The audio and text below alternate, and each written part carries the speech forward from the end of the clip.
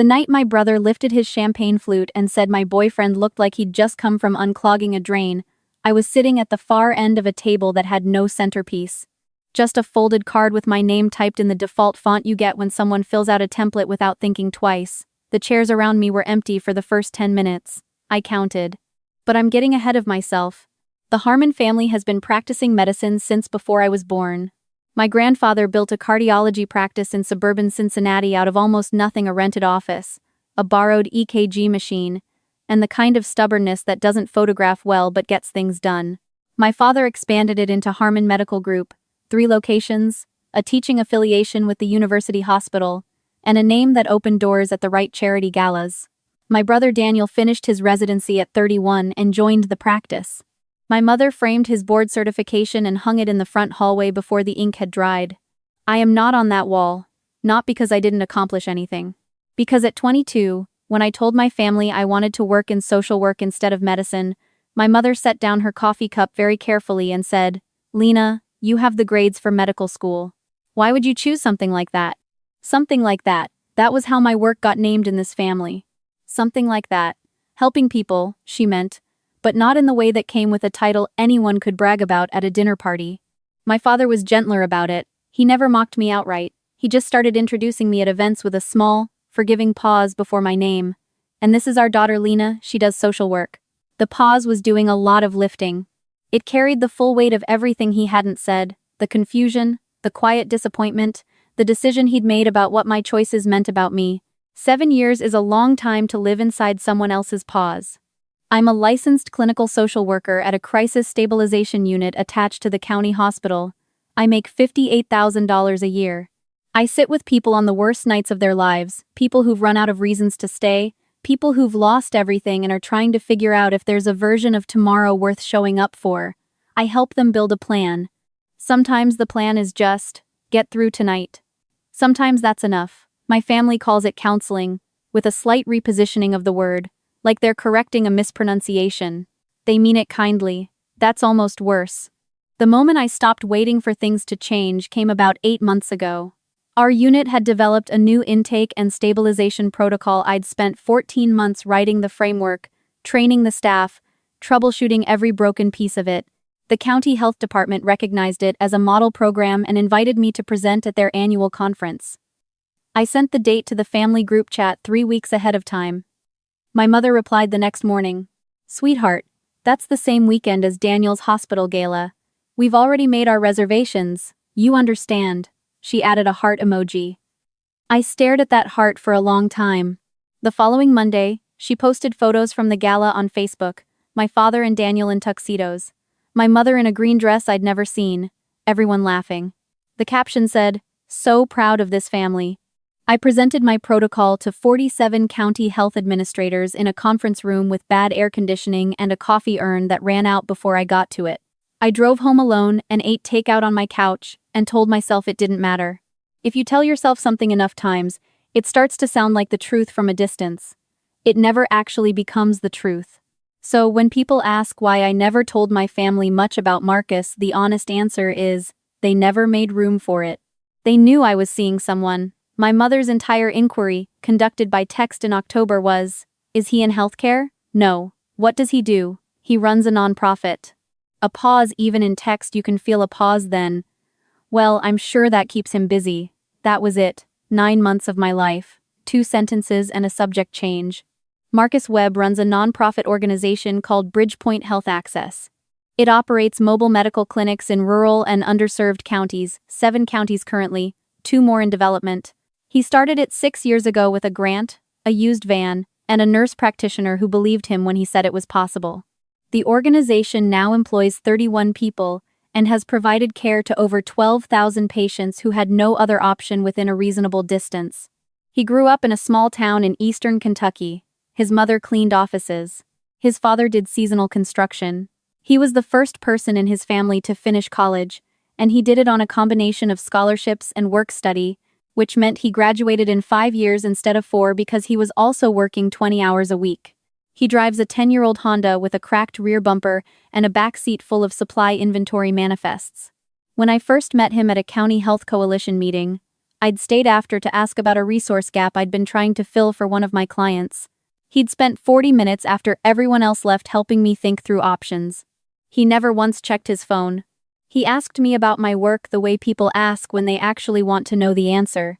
Not how's work as. He asked what kept me in crisis work when most people burn out within 3 years. I told him about a patient I'd seen that week, a 24-year-old who'd come in at 2 in the morning convinced there was no version of his life worth continuing. That, by the time he left, he had a safety plan, a follow-up appointment, and had texted his sister for the first time in 8 months. Marcus listened like that story was the whole point of the evening. He was not, however, exactly what he appeared. Small things didn't quite add up. A conference call he stepped outside to take, speaking with the cadence of someone who presents to boards regularly. A folder on his kitchen counter labeled with the name of a foundation I half recognized. A line in an email I saw by accident when he was showing me a document on his laptop, something about a capital campaign closing ahead of schedule. I asked about it once, casually. He said it was administrative, nothing interesting, and changed the subject with the easy confidence of someone who wasn't hiding anything, just wasn't ready to explain. I let it go. Not because I wasn't curious.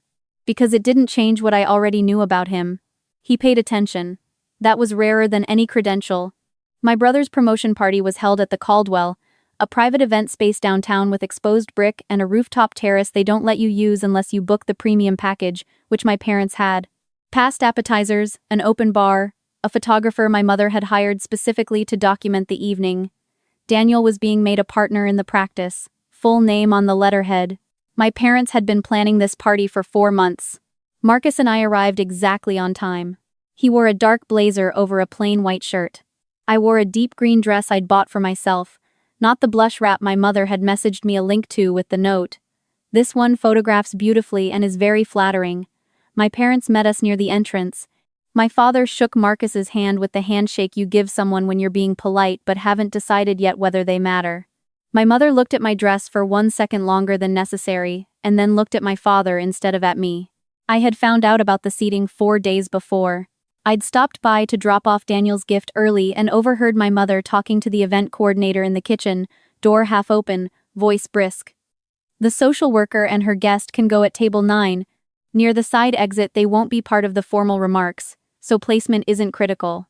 I stood in the hallway for what felt like a long time, not because I was surprised, because hearing it stated that plainly, in her event planning voice, they won't be part of the formal remarks stripped away the last layer of interpretation I'd been using to make it bearable. I had been giving her the benefit of the doubt for 7 years. You can only do that so long before the doubt runs out and you're just left with what's true. I told Marcus that night. We were sitting on my couch, and I told him exactly what I'd heard and exactly what it meant. He was quiet for a moment. He said, "Do you want to skip it?" I thought about it. I thought about it seriously. The way you think about something when you're genuinely not sure of the answer. "No," I said finally. "I need to go. Not to fix anything. I just need to see it clearly one more time, and then I'll know what I'm done with." He nodded. "Then I'll be there." Table 9 was everything my mother had described. Round, near the door that led to the service hallway, with a small floral arrangement that was noticeably smaller than the ones on the tables closer to the center. The name cards were plain white. Tables 1 through 5 had gold-edged cards with calligraphy. Dr. Raymond Okafor sat at table 1. He was the chief of medicine at Mercy General, the largest hospital system in the region, and my father had been trying to formalize a referral partnership with Mercy General for 2 years. He was the most important guest in the room and everyone knew it, including him, which he wore with the ease of someone who no longer needed to prove it. Dr. Okafor glanced across the room twice in the first 15 minutes. The third time, his attention stopped moving. I watched it happen, a small stillness in his expression, a narrowing that wasn't confusion so much as recalibration. He was looking at Marcus. My father gave his toast midway through the evening. He was good at this. He had the gift of making a room feel honored by his attention, and he used it fully. He talked about legacy, about what it meant to build something in medicine that outlasted you. He talked about Daniel with the specific fluency of someone who had been watching closely for 30 years, the residency, the research, the cases he'd handled, the judgment he'd shown. The room was warm and nodding. Then he looked at me, and his expression shifted into something I recognized, the tone he used when he was being publicly generous about a private disappointment. "Our daughter Lena," he said, with the pause right where it always was, Took a different road. She's in social work counseling, that kind of thing. Very meaningful, I'm sure, in its own way. A small, indulgent smile. He let his eyes move to Marcus. And she's brought along her friend Marcus, who runs a little nonprofit somewhere you know, doing good, that sort of thing. A light chuckle moved through the room, the kind that happens when someone powerful signals that a small laugh is appropriate. He looked at me directly then, glass still raised. We're glad you could make it, sweetheart. The room turned. 40 people orienting in the same direction. I did not look down. I cut a piece of food and brought it to my mouth and chewed it. Marcus set his fork on the table and stood up. The room felt it, not noise, the opposite of noise. The way a space changes when someone does something that doesn't fit the expected script. Dr. Okafor was already rising from table 1. He crossed the room with the unhurried deliberateness of a man who doesn't move toward things unless he intends to, and every person between table 1 and table 9 watched him do it. He stopped at our table. His voice was quiet. The room had gotten quieter first. Marcus, he extended his hand. I thought that was you. I didn't realize you'd be here tonight. Marcus shook his hand. Raymond, good to see you. Dr. Okafor looked at my father, who had not yet put down his champagne glass. My father looked the way people look when a situation has outpaced their ability to manage it. Warren, Dr. Okafor said, and the first name familiarity landed with weight. Do you know who this is? My father's smile had thinned. He was just introduced as, This is Marcus Webb. Dr. Okafor said it without drama, which made it land harder. He founded Bridgepoint Health Access. 7 mobile clinic routes in counties where the nearest primary care provider is over an hour away. They've logged more than 12,000 patient visits since 2019. We've been trying to get Mercy General into a formal partnership with Bridgepoint for 18 months, he paused. Marcus keeps telling us his team needs to stay operationally independent, which is the correct instinct, but I keep asking anyway. He looked at Marcus with the expression of someone who finds a person genuinely formidable. He also, for context, just completed a $3.2 million capital campaign to fund 2 new clinic routes in counties that have had no coverage since their rural hospital closures. He glanced at me. I imagine you know about the mental health integration component of that expansion. That was specifically designed to embed crisis counselors in the mobile units. A pause, his initiative, his framework. My father's mouth opened. Nothing organized came out. Marcus didn't raise his voice. He spoke like someone who has no need to fill space with volume. I'm not here tonight to make a point, he said. I'm here because Lena asked me to come and because she is one of the most genuinely good people I know. She sits with people in crisis at 2 in the morning. She helps them decide whether tomorrow is worth the effort. She does that work in a system that underfunds it and undervalues it, and she does it without asking for recognition or applause. He looked at my father steadily. You've had 9 months. You never asked my last name, what I did, or why I did it. You called what I do a little nonprofit in front of 40 people who didn't know whether to laugh. That tells me what scale you're using to measure people. And I don't think it's a very accurate one. He sat back down. The room was silent in the way rooms are silent when something true has been said aloud and no one has yet figured out what to do with it. I stood up. My legs were not perfectly steady, but my voice was, and that was the only part that mattered. You've been doing this for 7 years, I said to my parents. Not always with words. Sometimes just with where you put me at a table. Sometimes with a pause before you say my name. Sometimes with a heart emoji when you miss something I spent a year building. My mother was looking at the centerpiece. My father was looking at his glass. I'm not angry. I'm actually not. I think that's the thing that surprised me most about tonight. I'm just done. Done making myself smaller so the gap between your expectations and my choices is less uncomfortable for everyone. Done arriving at events hoping this time will be different. I looked at Marcus. We're leaving. We walked out through the main entrance, not the side exit near table 9. Daniel called 2 days later. His voice was careful, measured in the way voices get when someone is trying to be fair while also being upset. Sebastian had apparently spent the drive home trying to explain to Daniel why what happened mattered, and Daniel had spent that same drive trying to argue that it hadn't been that serious. By morning he said he'd stopped arguing. Dr. Okafor had sent my father a brief, professional email indicating that he was putting the Mercy General partnership conversation on pause, citing a need to reassess organizational alignment before proceeding. 2 colleagues my father had expected to see at his next hospital board meeting had sent polite regrets. My mother had been quietly removed from a planning committee she'd chaired for 3 years, not dramatically, just not included in the next cycle of invitations. Daniel said, "I think I need you to know I've been aware of how they treat you and I didn't say enough." I believed him. I also knew that awareness and action are different muscles, and he had been exercising one while the other stayed still. "What do you need from me?" he asked. "I don't know yet," I said honestly. "I'll tell you when I figure it out." My mother called 4 days after that. "Can you come by the house? Your father and I want to talk." I asked her the same question I'd asked myself on the drive home from the party. "Do you want to talk, or do you want the situation to go back to normal?" She was quiet for long enough that I knew she was actually thinking about it rather than formulating a response. "Both things are true," she said finally. "I want to be honest about that. And I've been doing a lot of thinking this week about what honest actually means here. I know that we've done damage. I know that damage is the right word and not an exaggeration. That honesty cost her something. I could hear it. I told her I would come. I told her what it would look like. 6 sessions with a family therapist, not our family's therapist, a neutral one beginning with a session in which I spoke for as long as I needed without being redirected or minimized. She agreed without negotiating, which was itself something. My father agreed by the next morning. The first session was hard. He cried, which I had not seen before, and I didn't know what to do with it except to let it be there. My mother kept her hands folded in her lap and listened in the way people listen when they know they don't get to respond yet. Some of what I said I had never said out loud before, not even to Marcus.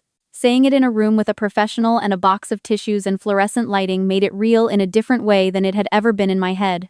Some sessions since then have made actual progress. Some have just been 4 people sitting in a room together, tolerating the discomfort of something unfinished. I've started to think that's its own kind of work. I don't know what my family looks like in a year. I've stopped needing to know in advance. What I know is that I drove home from that first therapy session and sat in my parking space for a few minutes before going inside. The feeling in my chest wasn't vindication. It wasn't relief exactly. It was something quieter than both of those, a specific kind of spaciousness, like a window opened in a room that had been sealed for a very long time. Marcus was at my kitchen table when I came in.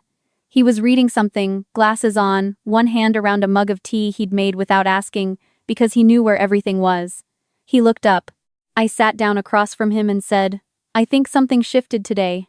He set down his mug and waited, because that's what he does. He waits without filling the silence, which is harder than it looks and rarer than it should be. I told him about the session, about the parts I hadn't expected, about my father's face.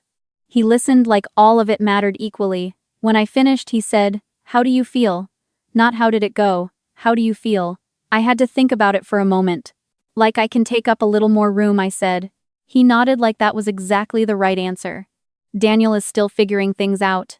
He texted me last week to say he'd started seeing a therapist on his own, not because our parents asked him to, but because he'd been thinking about some patterns and wanted help examining them. I don't know what he'll find. I think the willingness to look is the thing that matters most. There is something that stays with me about Marcus. My family looked at him and saw a man in a 10-year-old Honda who ran a little nonprofit. They never asked what it was, who it served, what problem it had set out to solve. They measured him against a surface and found him unremarkable. Meanwhile, he had spent 6 years building something that kept 12,000 people alive and healthy who might otherwise have had nowhere to go. He never needed anyone to know that. He just kept doing the work. I think about how much energy I spent over 7 years trying to translate my work into language my family would respect, finding the right words, framing things the right way, presenting my accomplishments in a format they might be able to appreciate. At some point, that effort becomes its own kind of loss. You spend so long trying to be legible to people who've already made up their minds that you forget to just be. So here is the thing I keep coming back to, the question I've been sitting with since that night at the Caldwell. Is there someone in your life you have already decided how to see, someone whose value you've measured by their surface before you thought to ask what was underneath? Not because you're unkind. Just because you looked once and stopped looking. Because a label was easier than a conversation. Because the scale you were using was built for a different kind of weight. Think about that tonight. I think it's worth thinking about.